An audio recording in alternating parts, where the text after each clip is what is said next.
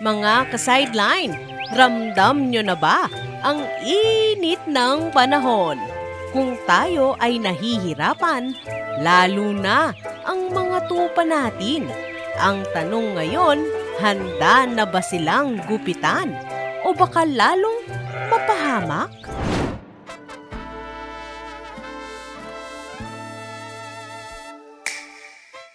Ang tupa hindi tulad ng kambing. May balahibo sila na kumakapal habang tumatagal. Kapag dumating ang summer, para silang naka-jacket buong araw. Kaya mas mabilis silang ma-heat stress.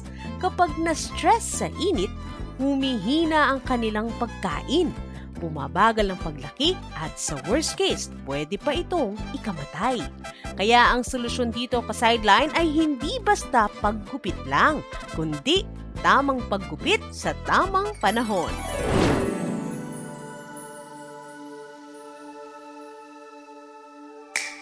Hindi basta-basta gugupit ng tupa. Kailangan tama ang timing para hindi sila mabigla. Ang pinaka-ideal ay mag-shear ng 1 to 2 months bago mag-peak ang init. Kadalasan mga March hanggang April dito sa Pilipinas. Importante rin ang oras ng paggugupit. Dapat umaga o hapon lang. Iwasan ang tanghaling tapat dahil sobrang init na at pwede pang lalong ma-stress ang hayop. Tandaan ka sideline, timing is everything.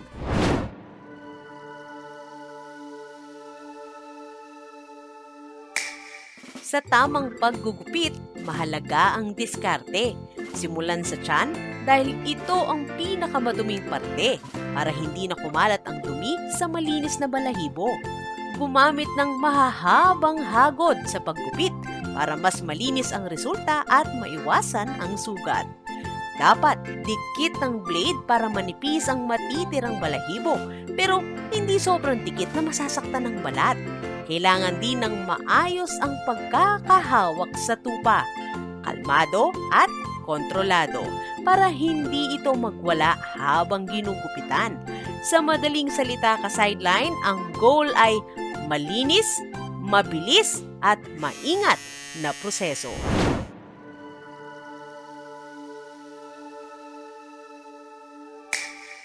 Mga ka-sideline, hindi lang sa gupit natatapos ang laban kontra init.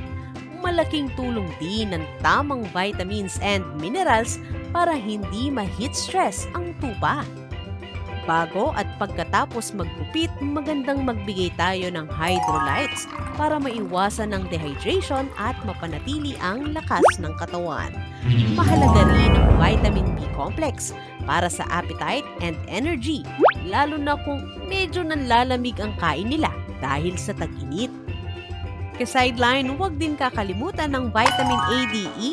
Ito ang tumutulong sa immunity at overall recovery ng ating tupa pagkatapos ng stress. At syempre, ang trace minerals tulad ng zinc at selenium ay importante rin para sa skin health at mas mabilis na pag-recover ng balat pagkatapos magupitan. Sa madaling salita mga ka-sideline, ang tamang nutrisyon ay parang shield ng tupa laban sa stress ng init.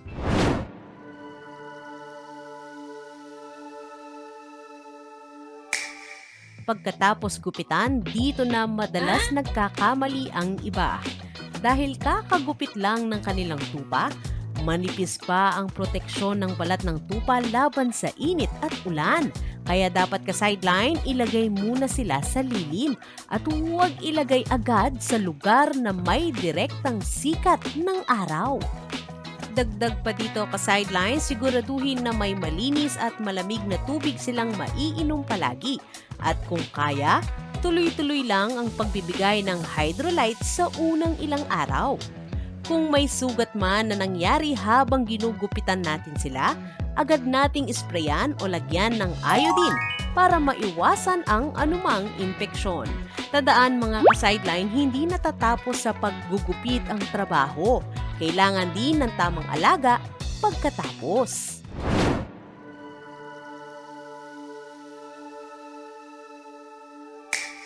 Marami pa ring nagkakamali sa simpleng proseso na ito. Yung iba nagugupit ng tanghaling tapat kung kailan sobrang init na. May gumagamit din ng mapurol na blade kaya nagkakasugat ang tupa. Minsan naman ka-sideline, sobrang ikli ng gupit kaya nagkakaroon ng sunburn.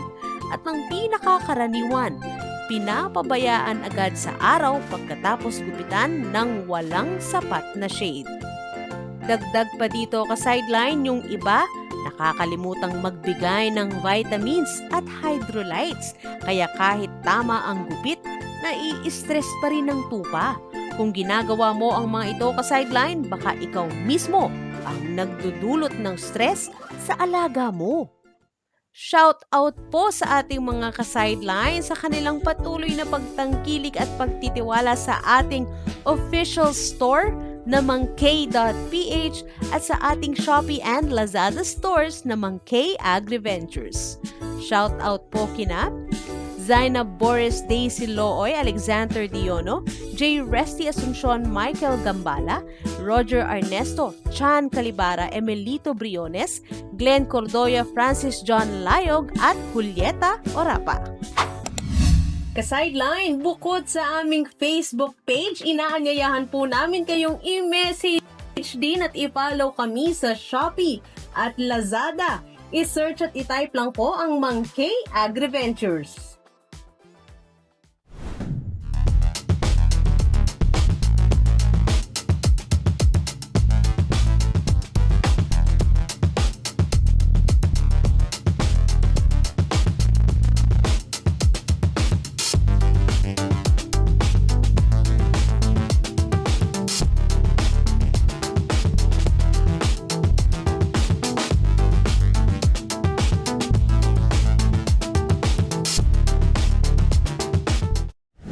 Mga ka-sideline, tandaan, ang paggupit ng tupa ay hindi lamang simpleng gupit.